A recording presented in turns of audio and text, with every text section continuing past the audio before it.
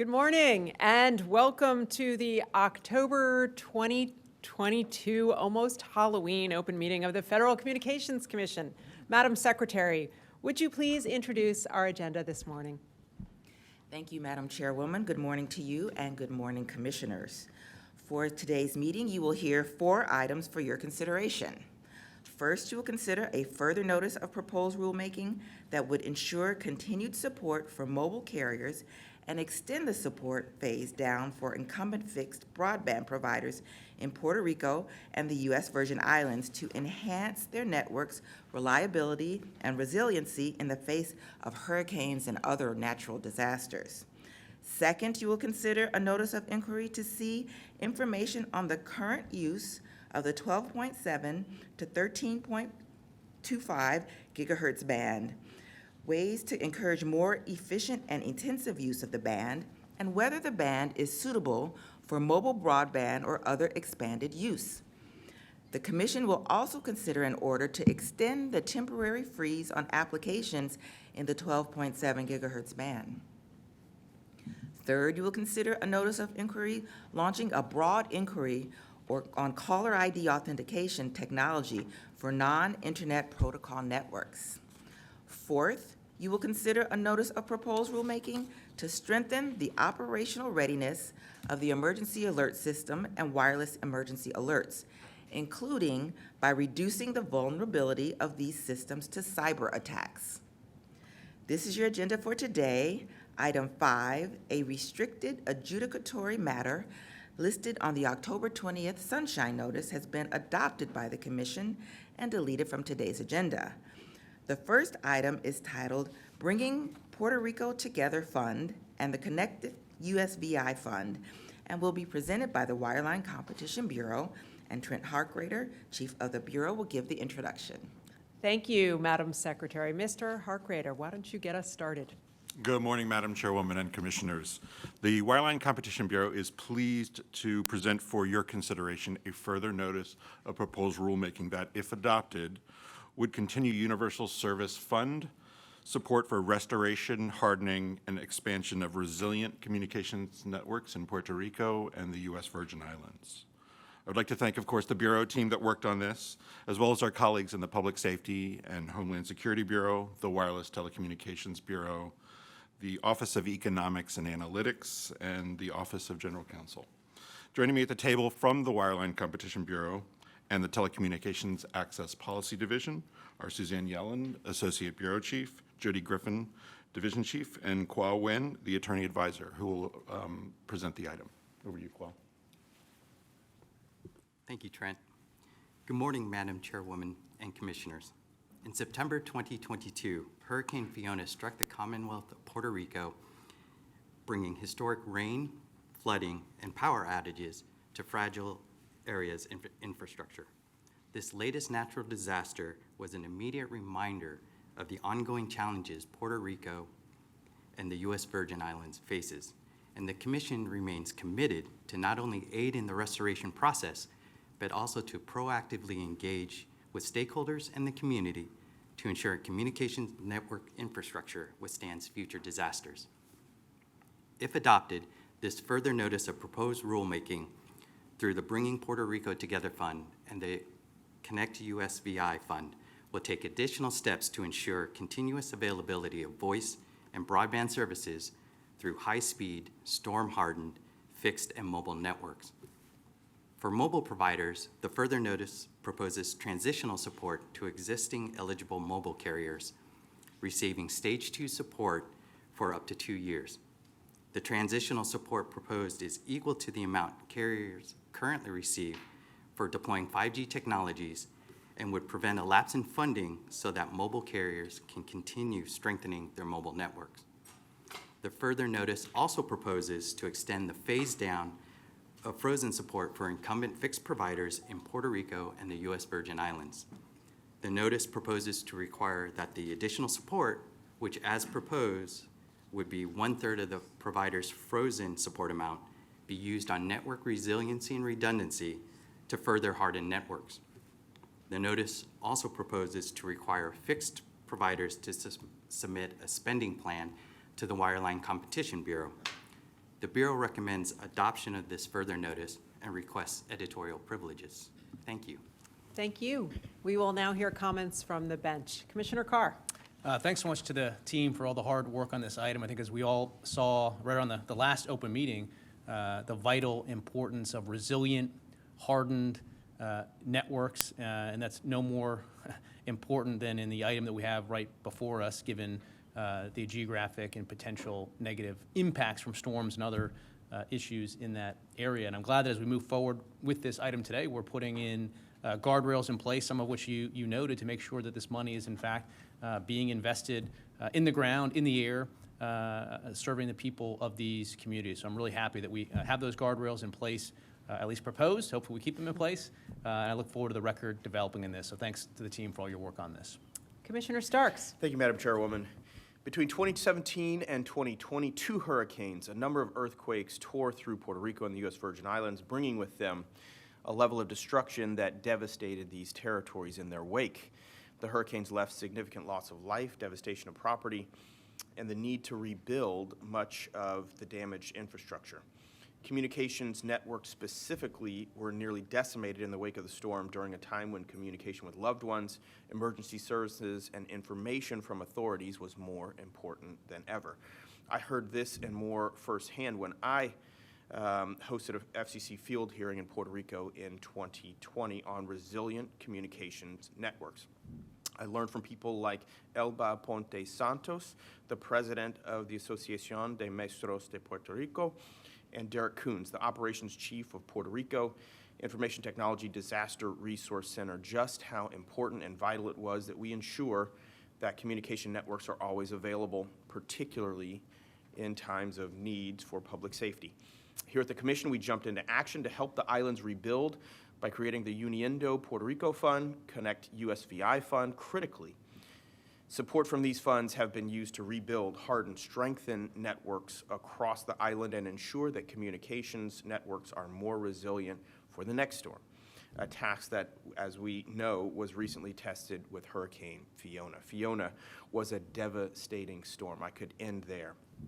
But it knocked out nearly 30% of cell sites, left nearly 800,000 customers without telephone, television, and or the internet. And to that end, I strongly believe we must continue to ensure that we're supporting the citizens of Puerto Rico and the U.S. Virgin Islands. So I'm heartily glad to support this item, which will ensure that transitional support for network resiliency does not lapse before the communication network build-out benchmarks required by the Uniendo Puerto Rico Fund and Connect USVI Fund are in fact met.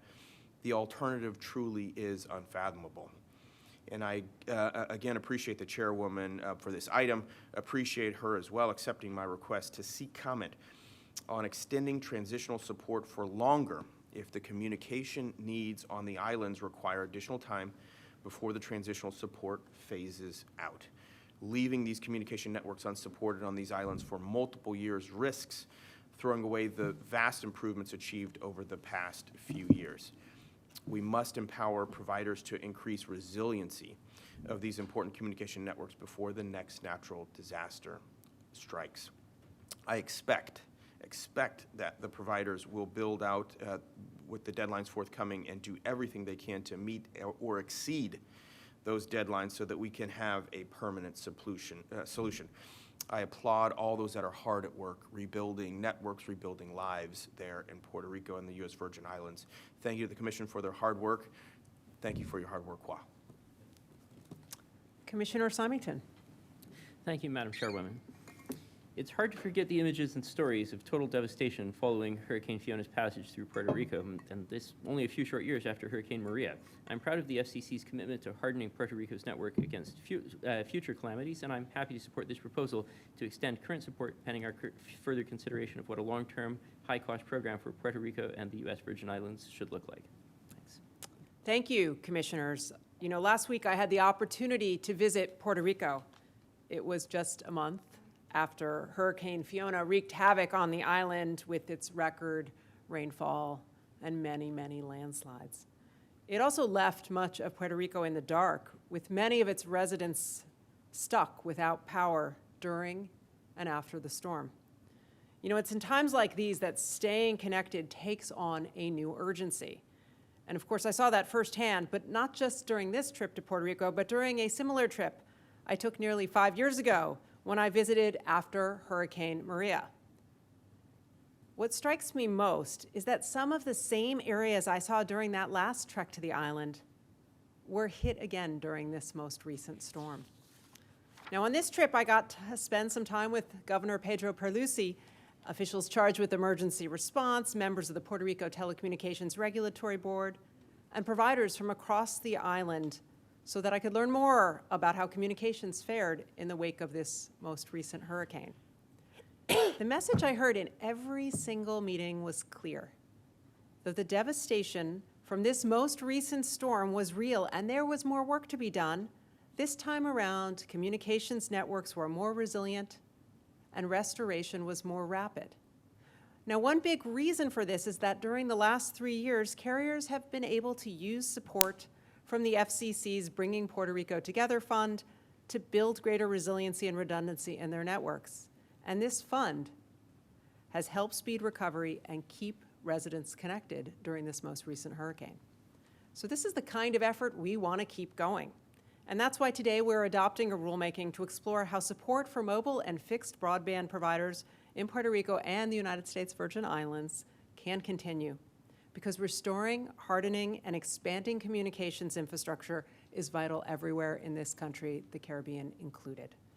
So this rulemaking involved a lot of work across the agency, including from Ted Burmeister, Rebecca Douglas, Nathan Egan, Jody Griffin, Trent Harkrader, Jesse Jackman, Denko Wen, Haley Steffen, and Suzanne Yellen from the Wireline Competition Bureau, Garrett Hanley, Susanna Larson, John Lockwood, and Matthew Warner from the Wireless Telecommunications Bureau, Melina Barzilai, Andrea Kearney, Doug Klein, Richard Mallon, Keith McCrickard, Linda Oliver, and William Richardson from the Office of General Counsel, Parmesh Jobanputra, Stacy Jordan, Eugene Kislev, Cher Lee, and Donald Stockdale from the Office of Economics and Analytics, and from the Public Safety and Homeland Security Bureau, Justin Kane, Michael Conley, Deb Jordan, William Kang, Min-Soo Kim, Lauren Kravitz, Ahmed Lajoui, Nicole McGinnis, Erica Olson, Austin Randazzo, and James Wiley. Thank you all for your efforts. And we will now proceed to a vote on the item. Commissioner Carr. Approve. Commissioner Starks. Approve. Commissioner Symington. Approve. The chair votes aye. The item is adopted with editorial privileges as requested. Madam Secretary, please announce the next item on today's agenda.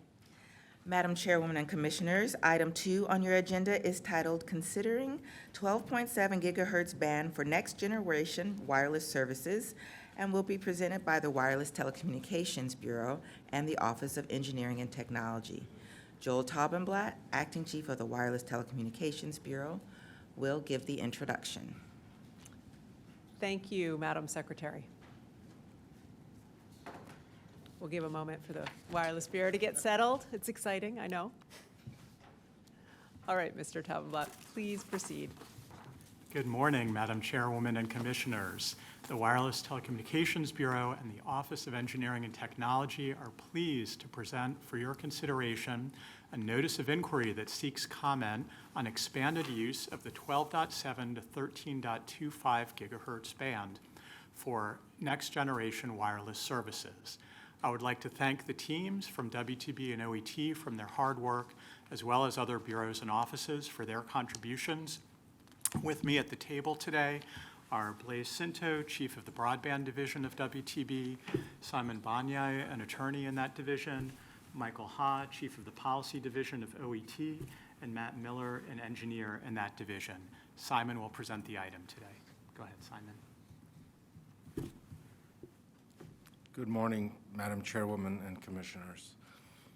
The notice of inquiry and order before you takes the first step towards proposing more intensive and efficient use of the mid-band spectrum range from 12.7 to 13.25 gigahertz, referred to as the 12.7 gigahertz band. This could unlock up to 550 megahertz of valuable spectrum for next-generation wireless services. The band's attributes argue for its consideration for expanded use. It's already allocated for terrestrial mobile service on a primary basis domestically. The band also contains non-federal allocations for fixed service and fixed satellite service, but overall, the band appears to be lightly used. and there is only a single federal incumbent, a receive-only Earth station operated by NASA at Goldstone, California.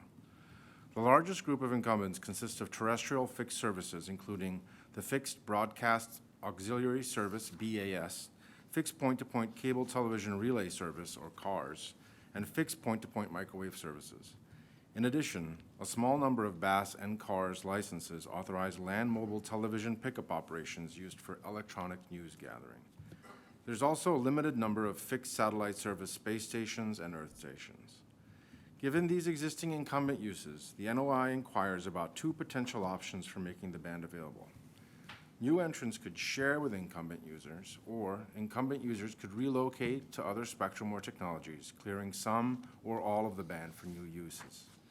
Sharing frameworks that could permit expanded use of the band might involve static methods that divide the band along frequency, time, or geographic dimensions, or dynamic methods that would allow users to switch between various available frequencies or power levels as circumstances require in order to avoid interference. The NOI seeks comment on sharing methods that work through the use of a spectrum management system, database-driven systems including licensed light registration, as well as on sharing facilitated by long-term sensing technology. We provide an opportunity for commenters to raise any alternate sharing approaches that could better address the unique ecosystem of the 12.7 gigahertz band. Alternatively, the NOI seeks comment on whether some or all of the existing incumbent systems could be relocated from 12.7, with their operations either compressed into a remaining portion of the band or moved to other frequencies or other technologies. The NOI also inquires about how the cost associated with relocation should be shared among parties in a way that would benefit from access to carrier bands. In addition, the notice seeks comment on appropriate licensing frameworks and technical rules that would maximize competition by diverse operators. It also seeks comment on whether to assign new licenses on an exclusive use basis, through an overlay approach, or through other licensing approaches such as non-exclusive, site-based, or tiered approaches. The notice seeks comment as well on the appropriate protection level that any new operations in the 12.7 gigahertz band would have to provide to incumbent services in the lower and upper adjacent bands. Finally, the notice invites comment on ways to minimize the cost and optimize the benefits of any of the approaches to opening the 12.7 gigahertz band under consideration. In addition, it seeks comment on how these various approaches may promote or inhibit advances in diversity, equity, inclusion, and accessibility. The order section of this item would extend through the duration of this proceeding the temporary freeze on filing applications for new or modified authorizations in the 12.7 gigahertz band that took effect in September of this year. The Wireless Telecommunications Bureau and Office of Engineering and Technology recommend adoption of this item and request editorial privileges to make technical or conforming edits. Thank you. Thank you. We will now hear comments from the bench, starting with Commissioner Carr. Thank you. Thank you to the chair for bringing this item forward. I'm pleased that we're moving forward here with another spectrum item. This action comes after our auction earlier this year of 2.5 gigahertz spectrum, and last year our auction of 3.45 gigahertz. And those two auctions were the culmination of years-long efforts to get them across the finish line. And more broadly, it was part of a unprecedented push on the spectrum front, particularly on midband. Those steps that we had taken included moving forward with 70 megahertz of spectrum in 3.5 gigahertz, freeing up 30 megahertz in the L band, 45 in 5.9 gigahertz, 1,200 megahertz in 6 gigahertz, and of course, who could forget the big kahuna, 280 megahertz in the C band. Of course, aviation industry certainly hasn't forgotten about that one, but that's a topic for maybe for the press conference. We'll see. The good news is we have lots of opportunities to keep making progress on this spectrum front. As I've previously laid out, I think we can move forward in 6 gigahertz on some permissions for VLP, very low power, client-to-client devices. In 3.5 CBRS, I'm open to taking a look at whether we can increase power there and potentially serve more people. There's a potential to move forward with 50 megahertz all the way up at 1,300, just a little north of where we are right now. And of course, the next big kahuna, lower 3. And so the good news is we have some opportunity there. Obviously, spectrum is always challenging, and there's no doubt some challenges involved with all these as well, but I really much look forward to working with the chair and my colleagues and continuing to free up the spectrum that we need for 5G and next-gen use cases. And again, thanks to the chair for identifying this band and bringing it forward for a vote. Thanks. Thank you. And now we'll hear from Commissioner Starks. Thank you, Madam Chairwoman. I said it ahead of the America's Spectrum Management Conference. I'll say it again now. Opening up new frequency bands isn't just good telecom policy, it is essential economic policy, an absolute prerequisite to our continued push for greater innovation. That's why I support our inquiry here today in 12.7. In many ways, this band is a clear candidate for more intensive use. It's quite big. 550 megahertz is a lot of spectrum, and it already has a primary mobile allocation. It also has important incumbents whose needs we must address, but whose combined use of the band across dimensions of time, space, and frequency, like we heard, screams additional opportunity. To be sure, 12.7 veers toward the higher end of mid-band. We should be clear-eyed about what the physics tells us about how that band will be used, but when you consider the overall balance in terms of propagation, penetration, capacity, potential for reuse, and sharing, it's clear that this is spectrum that could meet the mark for a number of valuable wireless deployments. There's no use in waiting to explore how best to unlock these opportunities, even as we, along with Congress and other federal agencies, also consider opportunities in the lower end of mid-band. We can and must do both. I think I've heard the chairwoman say we can run and chew gum better than the most of them. Walk and chew gum, I think you said. Run, chew. We're doing it. I agree with the sentiment, but I disown those words. I'm pleased that we're going to keep an open mind about how to maximize innovation deployment if we repurpose this band. The NOI appropriately seeks comment on exclusive licensing with relocation potential sharing opportunities, both between incumbents and new services among new services themselves. That's the right call for this stage of the proceeding. What's best in one band may not be best for another, so we're right to develop as complete a record as possible on these key points. I do look forward to reviewing the record on questions like anticipated applications, their performance needs, opportunities for global harmonization, and the feasibility of specific sharing mechanisms in light of new and incumbent uses and the band's inherent physical characteristics. Thank you to the Commission and staff for such hard work. It has my support. Thank you, Commissioner Starks. Commissioner Symington. Thank you. I support today's item. It's great and timely that the FCC is comprehensively inquiring about the highest and best use of what's, in my view, a historically underutilized band. With today's 5G spectrum crunch and the uncertainty surrounding the future spectrum pipeline, it's more important than ever that the FCC look carefully and quickly at what spectrum might currently be available for mobile broadband or other use without the need for congressional action to make it available. This notice is the first step towards more intensive use of the 12.7 gigahertz band. I look forward to a robust record. Thank you to the WTB and OET staff for their thoughtful work on this. Thank you, Commissioners.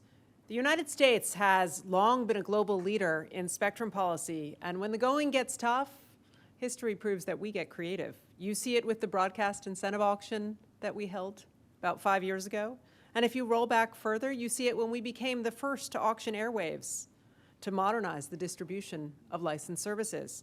You also see it in the way we pioneered the use of unlicensed spectrum, which of course supports the airwaves all of us know and use every day as Wi-Fi. So what comes next? How do we build on this storied history? I think the next chapter is going to require us to think anew. We can embrace what has worked before, but we actually need to get creative again, because the future is going to be different than the past. The focus on phones is going to give way to connectivity that touches everything in the economy. In fact, if we do this right, I think our phones will be the least interesting part of our wireless future, because we're on the cusp of new forms of connectivity that are going to boost productivity and make industrial processes safer in factories, shipyards, and warehouses. We're going to see fresh competition in the delivery of household broadband, increasing the number of ways families get online. Plus, using next-generation wireless technology in the power, transportation, and manufacturing sectors could lead to emission savings that could help put us on course to reach future climate targets. All of this is really exciting, and it's going to require a reset in the way we think about the opportunities in our airwaves. but tradition-bound Washington is not always so quick to change. I know I'm the first woman to lead the FCC in 87 years, so I'm going to make up for some lost time. And in fact, when I took the reins of the agency, we made a very fast pivot to focus on mid-band airwaves. This is the spectrum that has the mix of coverage and capacity that is essential for widespread deployment of next-generation 5G service. So we quickly held an auction in the 3.45 gigahertz band, and we followed that up with an auction in the 2.5 gigahertz band. And just yesterday, I shared with my colleagues an order that would create new public safety opportunities for 5G in the 4.9 gigahertz band. Now, I also made it a priority to improve the way we coordinate with our federal counterparts. Here, a reset was in order because our ability to be successful in our mission to connect everyone everywhere is as much about finding partners as it is about finding spectrum. And the good news is that the FCC has great partners in the Department of Commerce and the National Telecommunications and Information Administration, and we memorialized that earlier this year in a new spectrum and coordination initiative. But the thing is, process alone is not progress, so we're going to have to build on what comes next. And earlier this year at Mobile World Congress in Barcelona, I announced we're going to need to start planning now to identify spectrum in the 7 to 16 gigahertz range to support 5G and beyond technologies. I announced we need to start now to harmonize these efforts across the world because that's how we're going to ensure this next generation effort can reach everyone everywhere. And today we're moving that forward. The inquiry before us explores how we can expand the use of 550 megahertz of mid-band spectrum between the 12.7 and 13.25 gigahertz bands. We seek information on the current uses in this band and whether it is suitable for mobile broadband or other kinds of expanded use. We ask about new licensed opportunities as well as possible sharing approaches, and we consider what steps we need to take to protect the investments made by existing users. This is the first step in unlocking a significant expanse of new mid-band spectrum. But I also know we can't pin our wireless future on any single band. We need to keep up our efforts to find more airwaves to fuel the mid-band spectrum pipeline following our recent successful auctions in the 3.45 and 2.5 gigahertz bands. So on that front, I recently shared with NTIA a list of a handful of additional spectrum bands, including mid-band airwaves, that I am asking them to explore for repurposing for next-generation services so that economic growth and United States leadership in wireless can continue. So there's a lot of work ahead, but back to the here and now. And what I want to end with is a big thank you to the agency staff responsible for today's effort involving the 12.7 to 13.25 gigahertz band. And that includes Chris Andres, Simon Banyai, Stephen Buzenow, Peter Daronco, Sue Gillenbach, Matt Pearl, Jess Quinley, Blaise Cinto, Joel Tabenblatt, Jennifer Thompson, and Brian Wondrak from the Wireless Telecommunications Bureau, Bodman Badapur, Michael Ha, Matthew Miller, Nicholas Orris, Ron Rapazzi, and Hugh Van Tile from the Office of Engineering and Technology. We've also got Gregory Boren, Neshe Gundelsberger, Dante Ibarra, Carl Kensinger, Jim Schlichting, Alan Thomas, and Marissa Velez from the International Bureau. Hold on, there's many more. Nick Copeland, Judith Dempsey, Evan Quirrell, Paul LaFontaine, Kate Mattraves, Julia McHenry, Michelle Schaefer, Don Stockdale, and Alex Yankovich from the Office of Economics and Analytics, Doug Klein, Keith McCrickard, and Bill Richardson from the Office of General Counsel, Brendan Holland, Jeffrey Newman, and Seema Nilsson from the Media Bureau, and John Evanoff, David Firth, and Tracy Simmons from the Public Safety and Homeland Security Bureau. Truly an all-agency effort. All right, we will now proceed to a vote on the item. Commissioner Carr. Approve. Commissioner Starks. Approve. Commissioner Symington. Approve. And the chair votes aye. The item is adopted with editorial privileges as requested. Madam Secretary, please announce the next item on today's agenda. Madam Chairwoman and Commissioners, item 3 on your agenda is titled Caller ID Authentication on Non-IP Networks and will be presented by the Wireline Competition Bureau. And once again, Trent Harkrader, Chief of the Bureau, will give the introduction.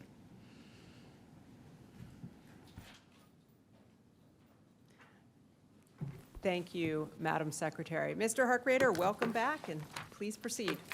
Good morning again, Madam Chairwoman and Commissioners. The Wireline Competition Bureau is pleased to present for your consideration a notice of inquiry that would, if adopted, launch a broad inquiry on caller ID authentication technology for non-internet protocol networks. I'd really like to thank the Bureau team for their hard work, as well as our colleagues across the agency, including in the Consumer and Governmental Affairs Bureau, the International Bureau, the Office of Economics and Analytics, the Enforcement Bureau, and the Office of General Counsel for their review and important input into this item.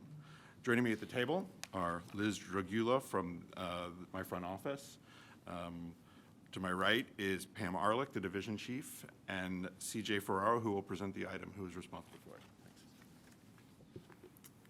Good morning, Madam Chairwoman and Commissioners. Caller ID authentication is a key component of the Commission's efforts to combat illegal robocalls. This technology allows voice service providers to verify that the caller ID information transmitted with a call matches the caller's number, and to use that information to protect their subscribers from illegally spoofed calls. Commission rules adopted pursuant to the TRACE Act require voice service providers to implement the caller ID authentication framework known as STIR/SHAKEN on their Internet Protocol or IP networks. Because STIR/SHAKEN only works on IP networks, however, the TRACE Act directed the Commission to also separately address non-IP networks. Commission rules currently require voice service providers with non-IP network technology to either upgrade to IP or work to develop a caller ID authentication solution for non-IP networks. In May 2022, the Commission adopted a report and order and notice of proposed rulemaking addressing robocalls, which sought general comment on caller ID authentication for non-IP networks. The record and response reflected interest in this subject from a broad array of stakeholders with divergent views on the best path forward. This notice of inquiry, if adopted, would seek more focused comment on potential caller ID authentication solutions for non-IP networks and how to close this remaining gap in the Commission's caller ID authentication scheme. First, this notice would seek comment on the prevalence of non-IP technology in the voice network and the impact this technology has on the problem of illegal robocalls. Second, it would seek comment on two standards for caller ID authentication on non-IP networks developed by an industry standards group, and any alternative solutions to enable caller ID authentication over non-IP networks. And third, it would seek comment on the connection between non-IP caller ID authentication and the IP transition generally, and on specific steps the Commission can take to encourage the transition to an all-IP phone network. The Bureau recommends adoption of this notice of inquiry and requests editorial privileges. Thank you. Thank you. We'll now hear comments from the bench. Commissioner Carr. Thanks. If there is another step we can take to further crack down on illegal robocalls, then that is a step that I'm in favor of. And so thanks very much to the team for identifying some additional action we can take on this front. It has my support. Thank you. Commissioner Starks. Yes, thank you. I'm glad that today we consider this notice of inquiry as the next step towards closing the critical loopholes in our STIR/SHAKEN call authentication regime. While we are making progress, unwanted and illegal robocalls continue to be a troublesome burden on the American public. As such, combating these robocalls remains one of this Commission's highest priorities, one of my highest priorities. To truly make that dent, we must continue to push providers to implement STIR/SHAKEN. The record that develops from this NOI will help us chart a better path forward on mitigating robocalls on legacy, no internet protocol networks. The other benefit of this notice is that it can help facilitate the transition to all IP networks. The Commission has been working on incentivizing providers to transition their networks to IP for over a decade now. And so I'm hopeful that this continues to move us closer to that front. Thank you for the hard work from the team. Commissioner Symington. Thank you. The first telephone exchange was constructed in 1877, almost 150 years ago, and over 80 years before the idea of a packet-switched digital network was even conceived. So it's no surprise that to this day, significant parts of our phone network are not yet running over IP networks that can easily transmit new metadata like that which accompanies calls in the STIR/SHAKEN call authentication framework. It's understandable how we got here, but the scourge of robocalls demands that we either accelerate the full transition to IP-based phone networks or mandate that operators of non-IP phone networks speedily implement technology that provides equivalent guarantees to STIR/SHAKEN. Thank you to the staff for your relentless work on the robocalls issue and on this item. Thank you, Commissioners. Scam artists are always looking for an angle, and those behind illegal robocalls are no exception. When we shut down one way for them to make these annoying calls, they look for another. So we have to be just as relentless. We need to be just as inventive using the tools we have to bring these junk calls to an end. Last year, the FCC required that carriers nationwide authenticate all calls using a technology called STIR/SHAKEN. When this network technology is present, consumers can trust that when the phone rings, the caller is actually who they say they are. and not some scam artist with a false number who is trying to sell you something you didn't want, didn't ask for, and do not need. So this technology helps reduce the number of spoofed calls. But while STIR/SHAKEN has proven effective on networks that rely on internet protocol, it simply does not work the same way on older parts of our networks with traditional copper lines. That is why we're kicking off this inquiry today. We are not just going to wait for this infrastructure to be updated and eligible for STIR/SHAKEN. We are going to look for new ways to combat these calls on the oldest portions of our networks.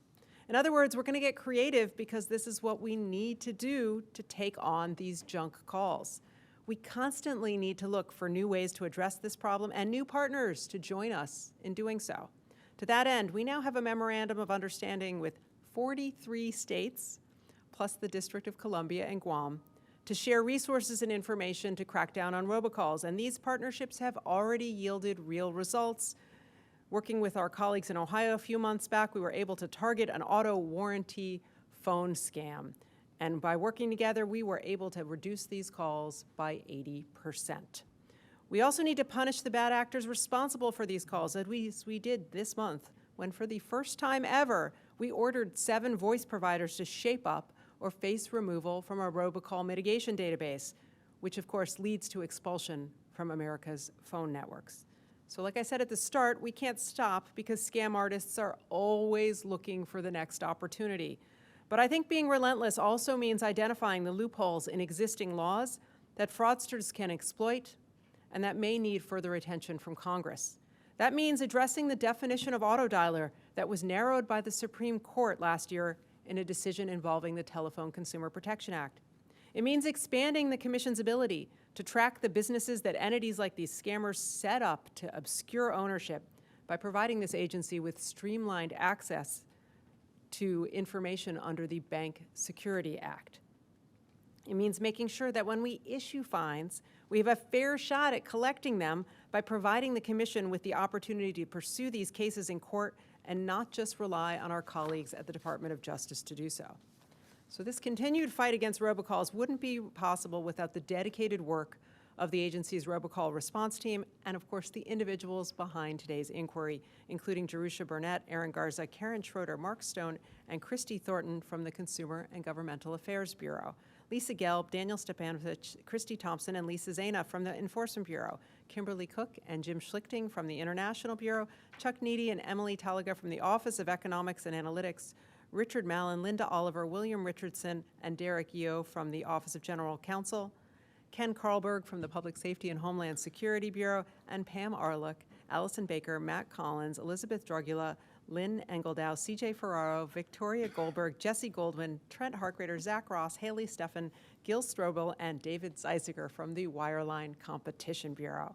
And with that, we will proceed to a vote on the item. Commissioner Carr? Approve. Commissioner Starks? Approve. Commissioner Symington? Approve. And of course, the chair votes aye. This item is adopted with editorial privileges as requested. Madam Secretary, please announce the next item on today's agenda. Madam Chairwoman and Commissioners, Item 4, your final item on your agenda today, improving the security of the National Alert and Warning Systems, will be presented by the Public Safety and Homeland Security Bureau. Deborah Jordan, Chief of the Bureau, will give the introduction. Thank you, Madam Secretary. Ms. Jordan, please proceed. Good morning, Chairwoman Rosenworcel and Commissioners. Today we present a notice of proposed rulemaking designed to improve the security and reliability of the emergency alert system, which alerts the public over television and radio, and wireless emergency alerts which reach the public on their mobile devices. Emergency managers across the country rely on these public safety tools to protect their communities during disasters, to help recover missing children, and to convey other life-saving information. For these systems to remain effective, the public must maintain trust in the alerts they receive, and emergency managers must maintain confidence in the integrity of these tools. While the emergency alert system and wireless emergency alerts are strong overall, stakeholders in these systems must be vigilant and proactive to ensure they remain so.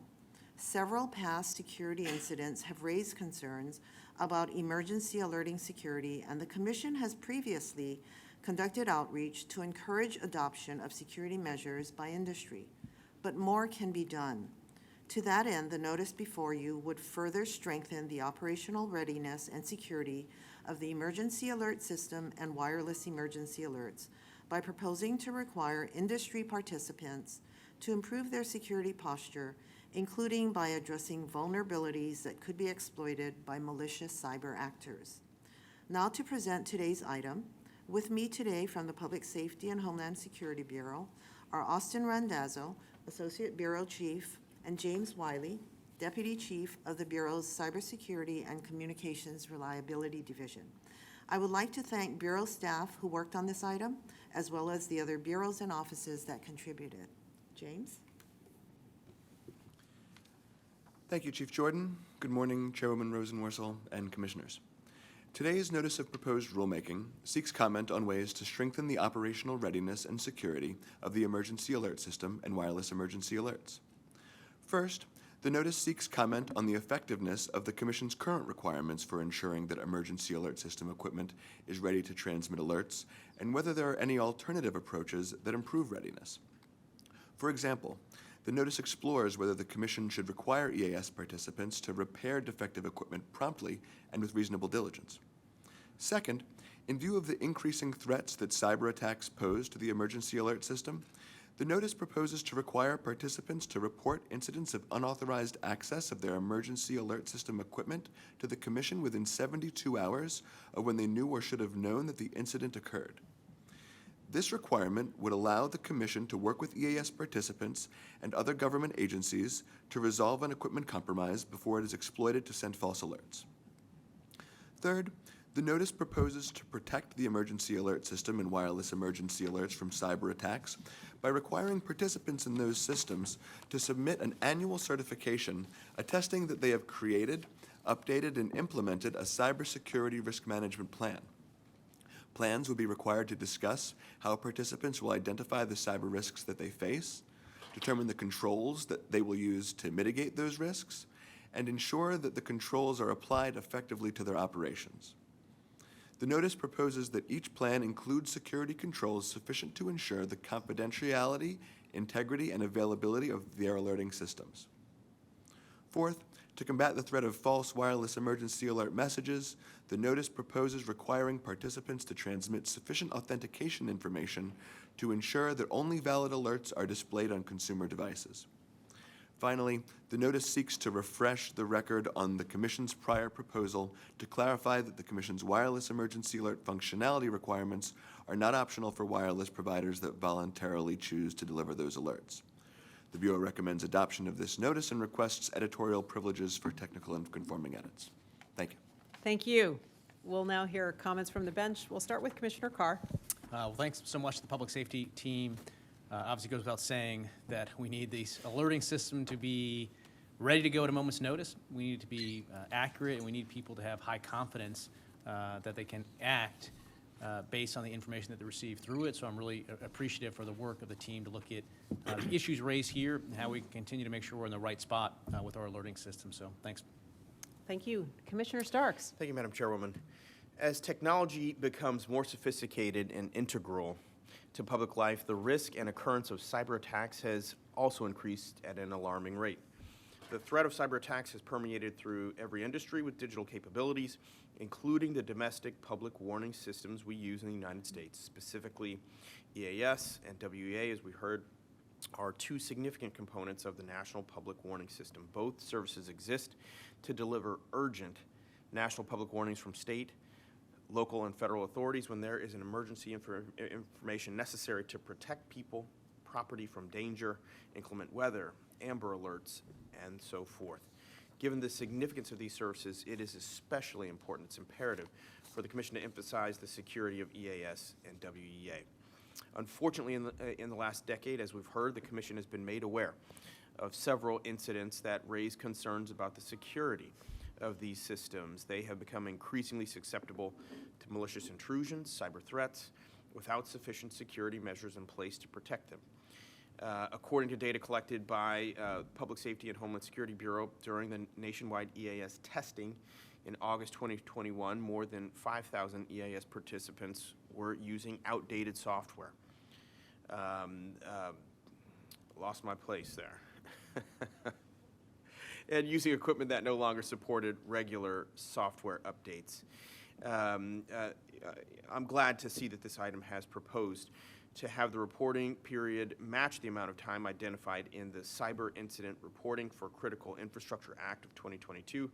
I've consistently said that the Commission's actions must be within the larger whole of government approach to protect our nation's networks and infrastructure. I'm confident that this proposal will complement other efforts at the Cybersecurity and Infrastructure Security Agency, CISA, as it implements some of these reporting requirements and work together to secure our networks. The item also proposes to require EAS participants and participating CMS providers to annually certify, creating, updating, implementing a reasonably sufficient cybersecurity risk management plan to ensure the confidentiality and availability of their alerting systems. I strongly support this proposal. This is consistent with my recent efforts to push for providers receiving Universal Service Fund support to have cybersecurity risk management plans.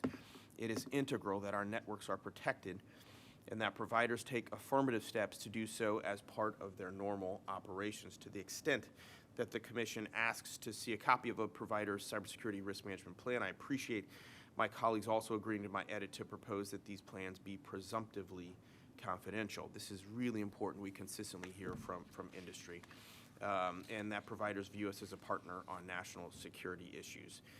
Last thing, I want to thank my colleagues for another edit as part of our proposal to require EAS participants to adopt cybersecurity risk management plans. We will now seek comment on whether we should require the plans to be structured to follow the NIST risk management framework or the NIST cybersecurity framework.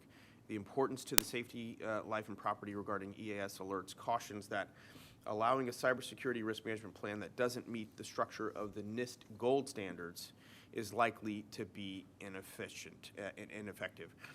If what's passed is prologue, we need to be vigilant to avoid situations where so many EAS participants did not update their systems. Thank you to the hard work from the team from the Bureau on this item. It has my support. Thank you. Commissioner Symington. Thank you, Madam Chairwoman. EAS and WIA are critical pieces of national infrastructure. They warn Americans about imminent, life-threatening natural and man-made disasters like tornadoes, floods, tsunamis, nuclear and chemical disasters, and child abductions.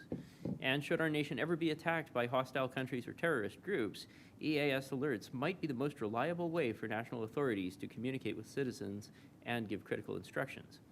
Securing this infrastructure is of utmost importance, and I'm happy to support this item that sets the stage for strong actions by the Commission, especially in light of recent demonstrations of potential serious vulnerabilities in our alerting infrastructure. I want to thank the Chairwoman and her staff in particular for agreeing to propose that participants be held accountable for failures to deliver valid alerts or to prevent the delivery of fraudulent alerts caused by their negligent security practices. The Federal Register is full of prescriptive cyber rules and regulations, but I think that far too many of these well-intentioned efforts have devolved into box-checking compliance exercises divorced from the supposed goal, preventing attackers from taking down or hijacking our technology systems for nefarious purposes. Device manufacturers, software developers, and IT administrators work in extremely competitive markets and have myriad demands on their time. The best way to make sure that they focus on security is to hold them accountable for their failures to do so, in the same way that we hold careless car makers, drivers, doctors, and construction companies accountable for harmful mistakes when they make them. Accountability also prevents a race to the bottom. That is, it prevents companies who skimp on security from undercutting responsible companies that do the right thing. So thank you to the staff for your hard work on this item.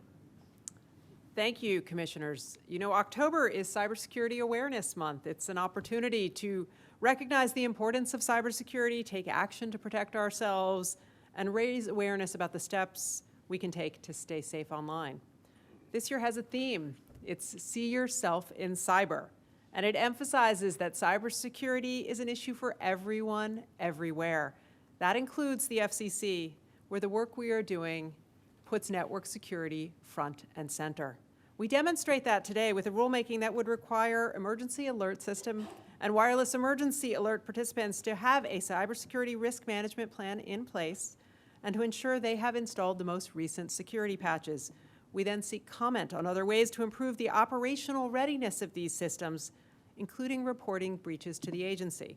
This effort will help ensure the function of these essential systems in emergencies, and also that the public can trust the warnings they receive. This is important because the Department of Homeland Security recently determined that some of this alerting infrastructure is susceptible to serious security vulnerabilities.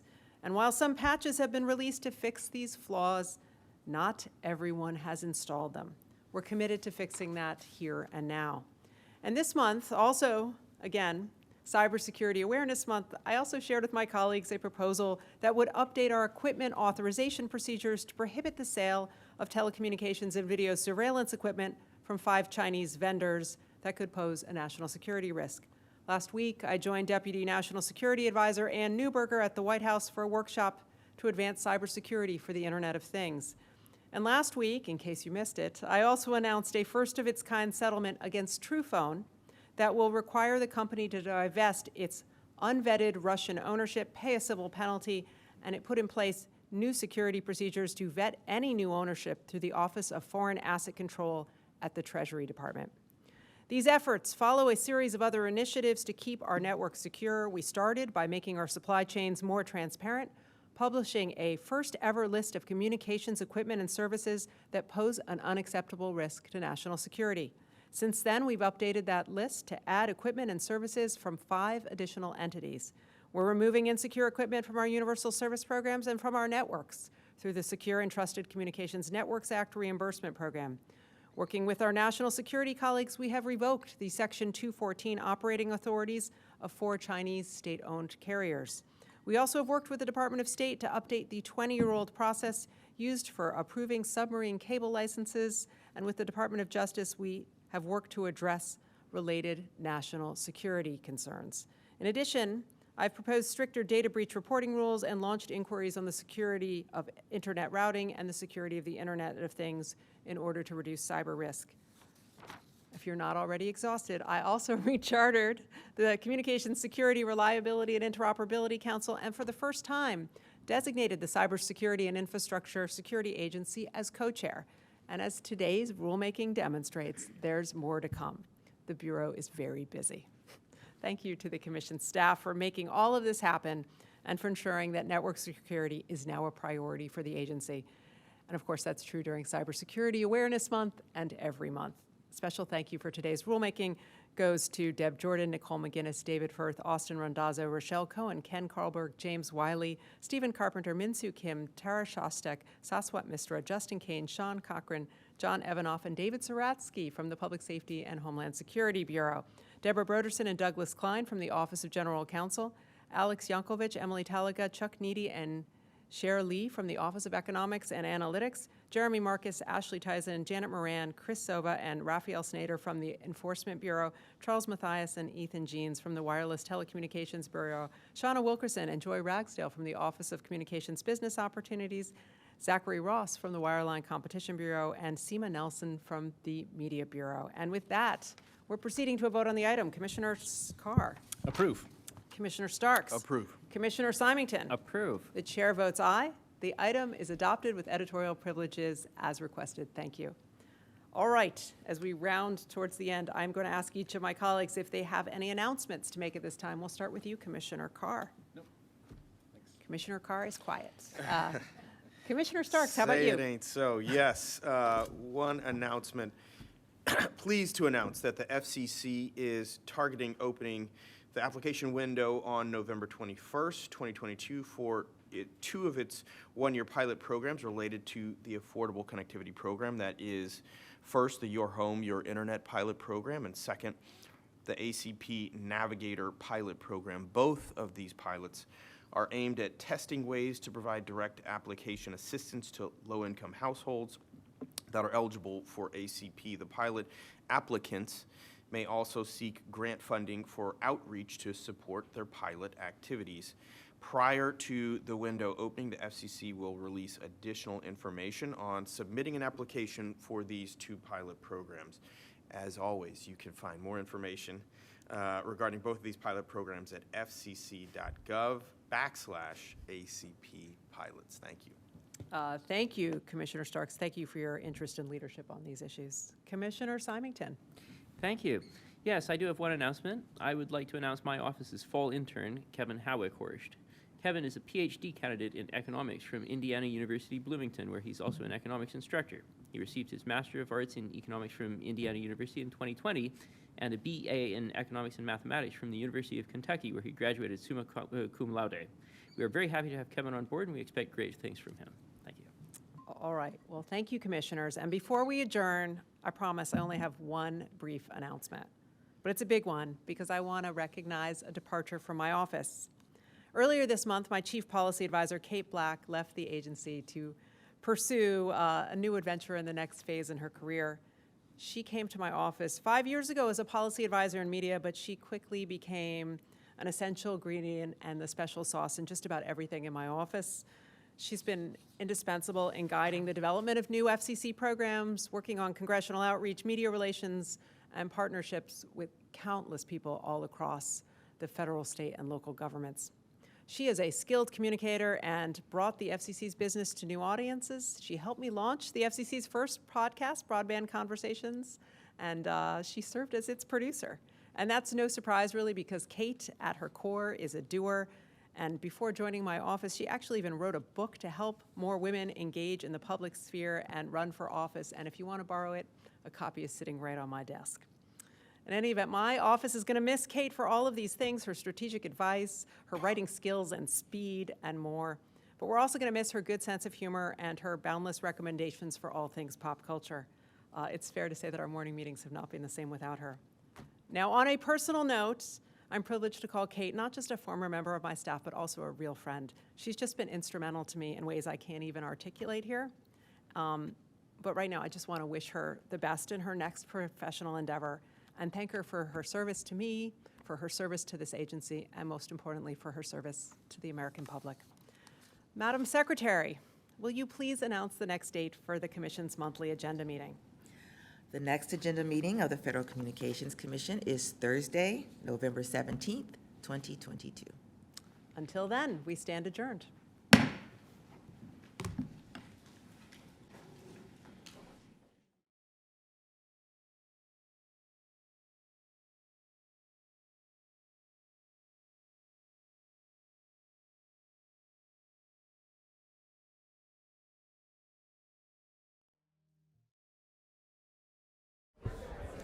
Good morning, everyone. If we could please take any outside conversations to the hallway, that would be really appreciated by all of us, because we'll be getting started with this press conference shortly. So any outside conversations, if we could please bring them outside the commission room, greatly appreciated. And we'll be getting started with the chairwoman's post-open meeting press conference in a couple minutes. I see plenty of familiar faces, but just general ground rules. One question per reporter. If you could please identify your outlet, that'd be super helpful for us up here. And with that, I will turn to Chairwoman Rosenworcel.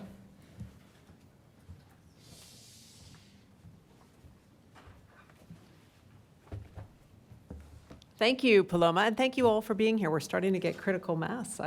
Getting all the post-pandemic feels. All right, let's get started. Margaret. Okay, hi, Margaret McGill with Axios. We had a story yesterday about a report out of Georgetown University that found that despite federal warnings about Chinese telecom gear from companies like Huawei, states have continued to buy that equipment, and it's being used in hospitals, in schools, and other critical infrastructure. I'm wondering if you could respond to that news and let me know what federally is happening to prevent that, and also if there's any funding available for those institutions to then rip that gear out. Well, thank you for bringing up a national security issue during Cybersecurity Awareness Month. I do have that report on my desk, and I'm still going through it. But two things come to mind with respect to the FCC. The first is that we made a decision that we are not using federal funds to support the purchase of that equipment through the Universal Service Program.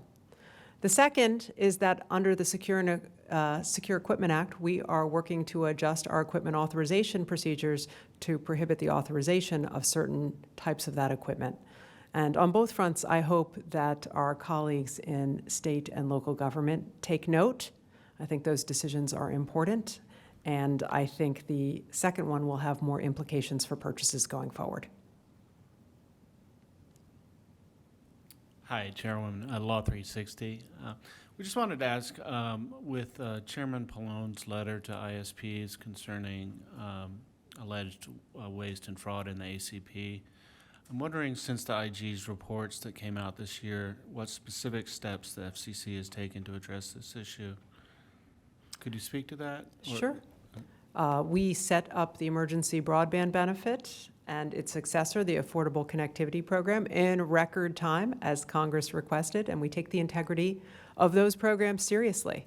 Along the way, we've made adjustments to improve the program to make sure it functions better and without waste, fraud, and abuse. There are countless changes we have made to prevent upselling, to make sure that when consumers order the service that they get the benefit during the first billing cycle. We've also developed practices to remove providers from the program. We're going to continue to update this program to make sure it functions with integrity, and we will take note of the responses to Chairman Pallone's letter.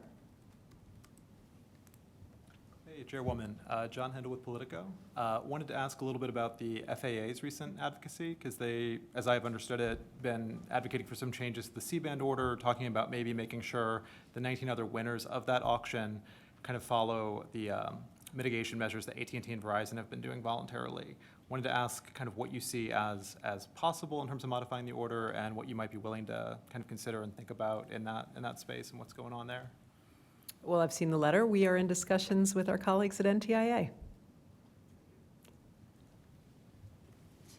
Hi, Chairwoman. Gabriela Novello, Communications Daily. So I also have a question about ACP, but just want to make sure also I heard correctly with Commissioner Starks. He said November 21st is the application window opening? I believe that's correct. Okay. So, with more than 14 million households, I think it's 14.6 as of this week, do you have an idea of how much funding is still left in the program? And assuming once the outreach grants are put to use and enrollment continues to increase, are you anticipating that the FCC may want to seek additional funding from Congress to keep the program going? Or where do you kind of see everything going right now with the funding? This is a really important program. It is the largest broadband affordability program in our nation's history. We want to make sure it continues. We are making assessments at all times about how long the existing funding will last, but that is also an evolving effort because we are also seeing increases in demand.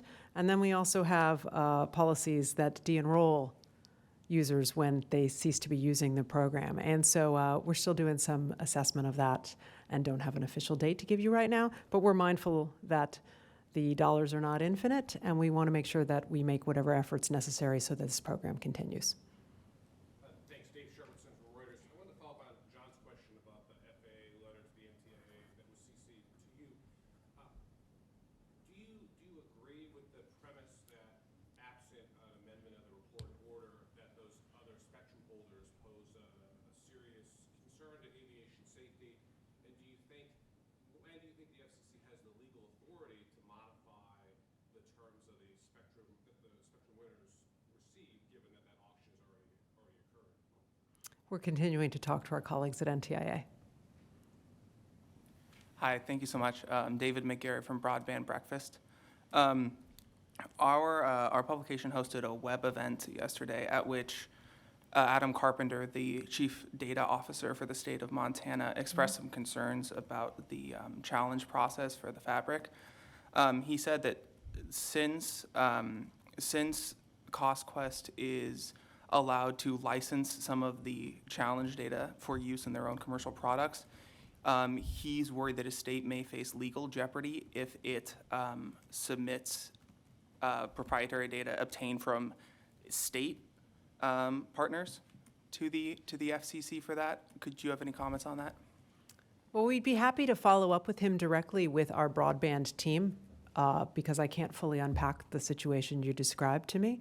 But the bottom line is we developed this fabric using hundreds of different sources of information from all across the country. And that anyone who is using the broadband data collection system, they don't pay for access to the fabric. And then we are going to make public whatever changes are made on that map. I think those are good principles and ones we're going to adhere to, but we'd obviously be happy to talk to any state that is having any challenges associated with the fabric challenge process itself. Thank you. Thank you, Chairwoman Rosenworcel. And with that, I'm going to call up my colleague, Ann Weigel, who's going to continue with the Bureau press conference.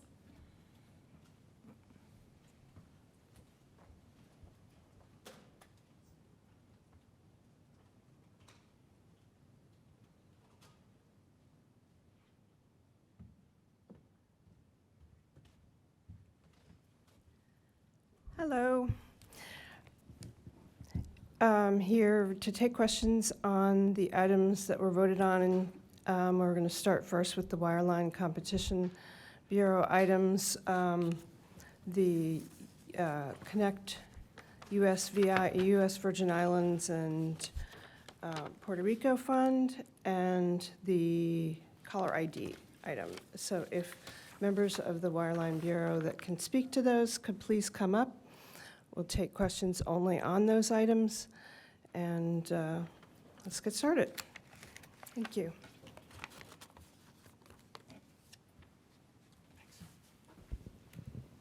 So I guess I'll ask the first question. On the caller ID item, were there any changes? I know NTCA met with some folks with some recommendations. Were any of those considered in the final item? Yeah, the changes that we made to the item in between publication and now came in through the ex parte process.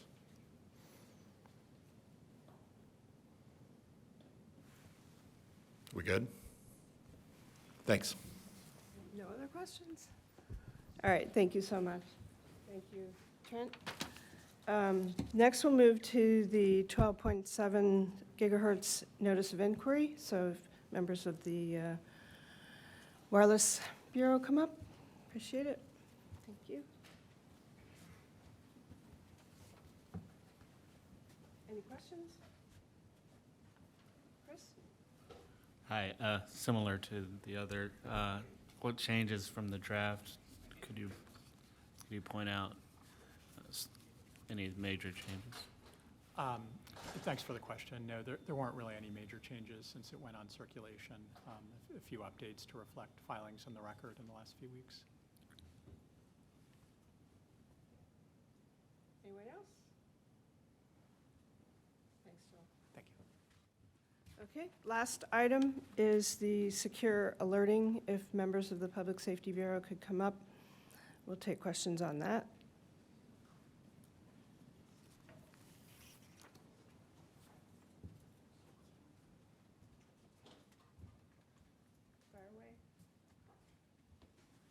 So I'm going to stay on theme and ask if there were any major changes to the final item.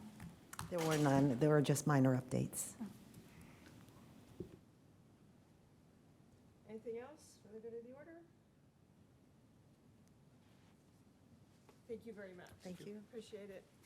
And with that, this concludes the Bureau press conference, and I hope you all have a good rest of the day. If any commissioners are planning to do a press conference, I'll turn it over to them. I believe Commissioner Carr is coming up.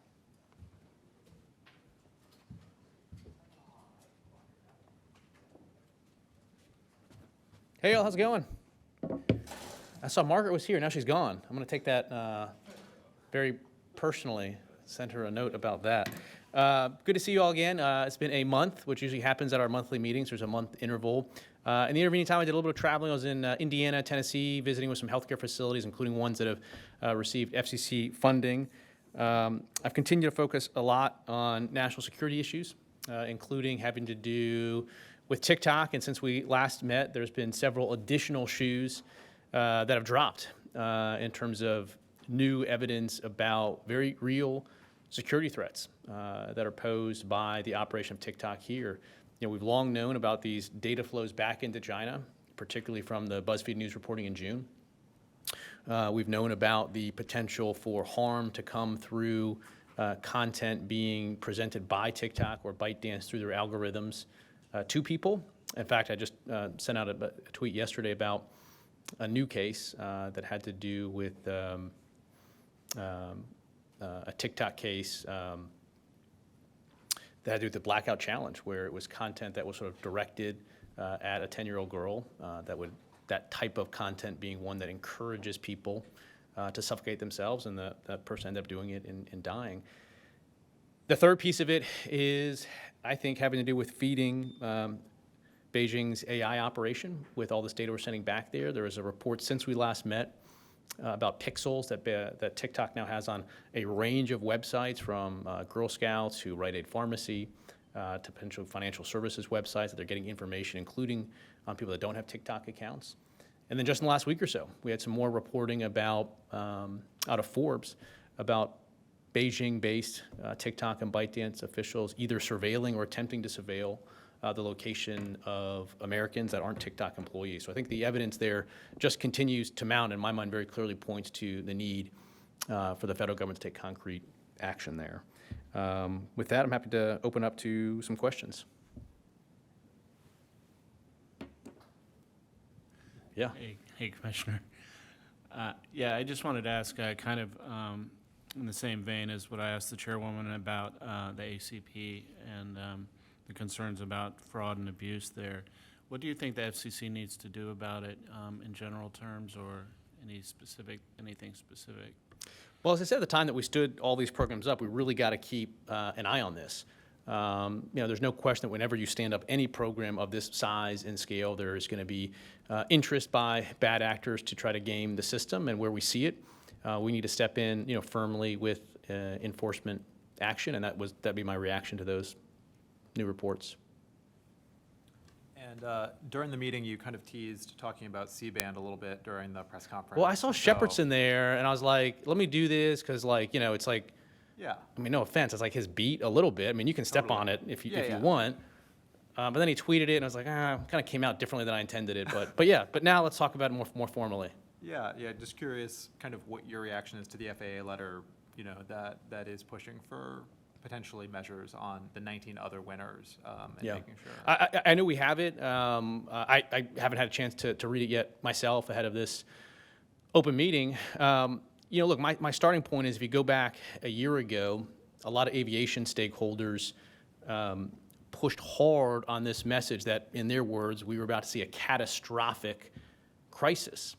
And they talked about thousands of flights needing to be delayed. Otherwise, there was going to be significant harm to these major commercial airliners. And I think what we've seen over the course of the past year, and even the additional analysis that has been coming out, is that claim by the aviation industry, has not withstood scrutiny. And in terms of whatever issues they perceive to be remaining, I'm happy to take them up to the extent that it's correct in the reporting of the letter that they're interested in talking about. I'm happy to meet. I've got an open mind in terms of the conversations with them, but I do think, we got to get back to some semblance of regular order, both here and on spectrum issues more generally, that the idea that there's apparently another study attached or maybe not attached to this letter.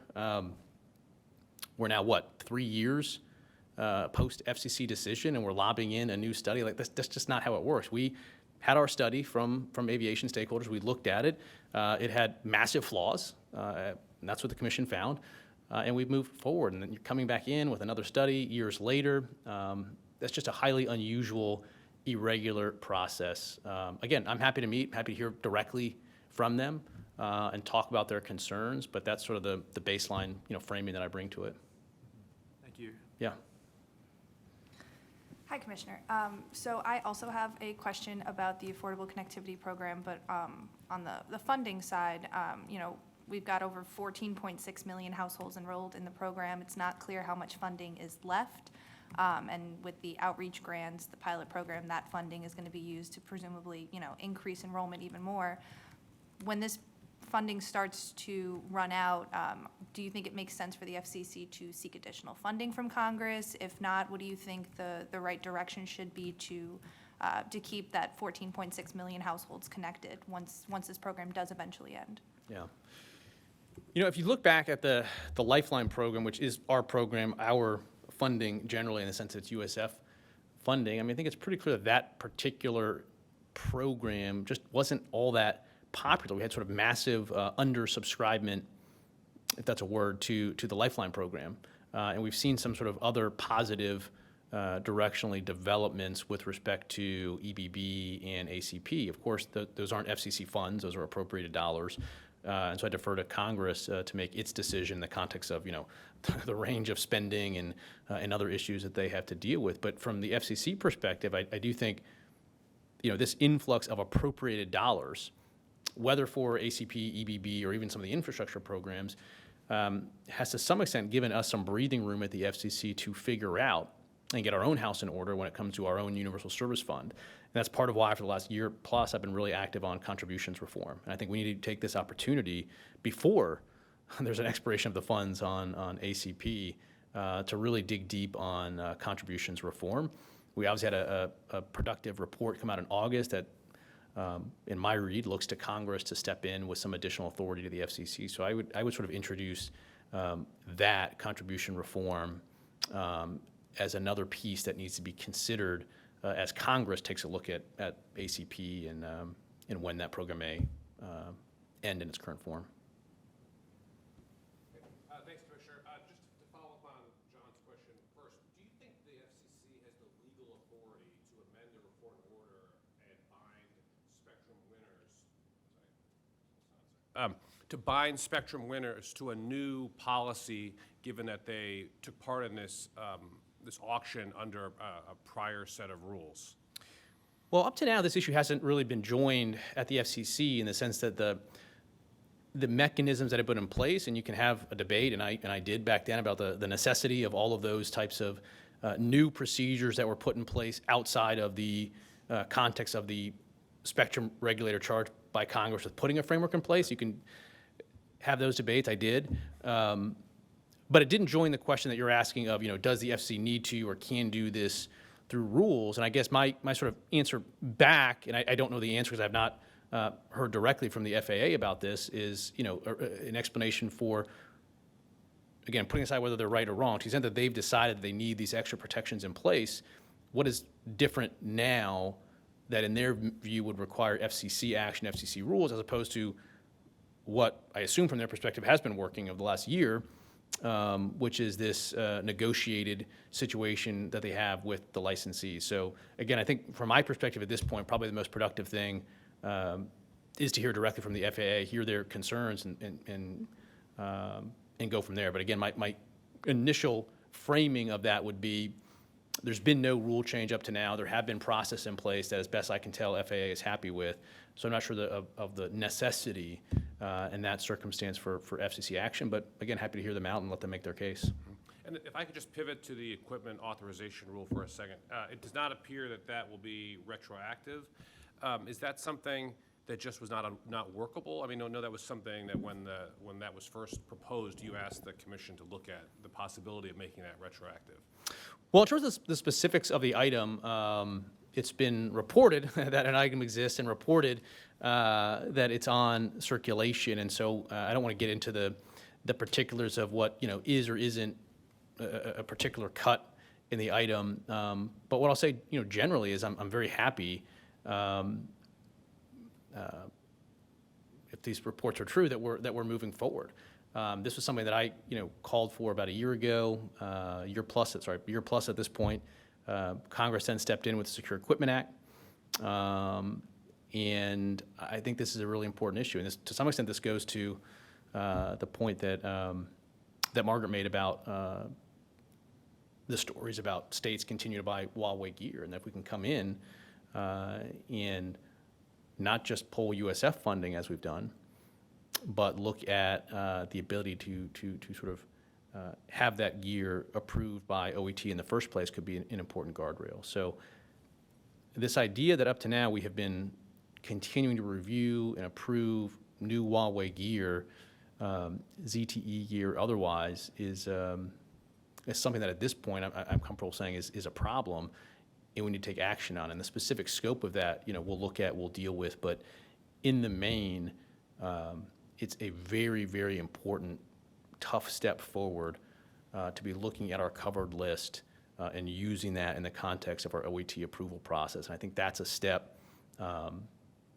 that's vital that we get going on. Look, I think there's more that we need to be doing. I think in the last week or so, for instance, Congresswoman Elise Stefanik put out a new bill, the FACT Act, that would essentially require the FCC to publicly disclose a list of all entities with covered sufficient ties back into authoritarian regimes, including China. And so I think this is all part and parcel of taking appropriately strong actions to deal with the very real threat from the CCP. I mean, again, you just look at DOJ in the last week or so providing even new information about years-old efforts by Huawei and or the CCP to engage in nefarious conduct. And I'm confident that we are going to see similar news stories break a year or 2 years now from a lot of the entities that we're looking at right now. Along those lines, besides Huawei and TikTok, and besides the FACT Act, are there other entities that you see as particular problems from emanating from China right now, or other steps that we should be taking? Yeah, there's certainly a lot of steps that we need to be taking. There's a number of entities that I have spoken about, obviously TikTok a lot, Huawei, ZTE, other entities that are on our covered list as well. DJI, the Shenzhen-based drone company, is one that I gave remarks about a while ago as well that I would love to see some additional progress on. And, up to now, what we've done is we've, developed a lot of information about particular companies and built support for taking action, and that's working. But I do think at some point we've got to step back and, more broadly assess the ways in which entities with deep ties back into the CCP are operating here. I'm happy with Huawei action, ZTE action. Hopefully we'll see TikTok action. But yeah, we need to step back at some point and not just play a game of whack-a-mole, because that's always going to leave us a couple steps behind.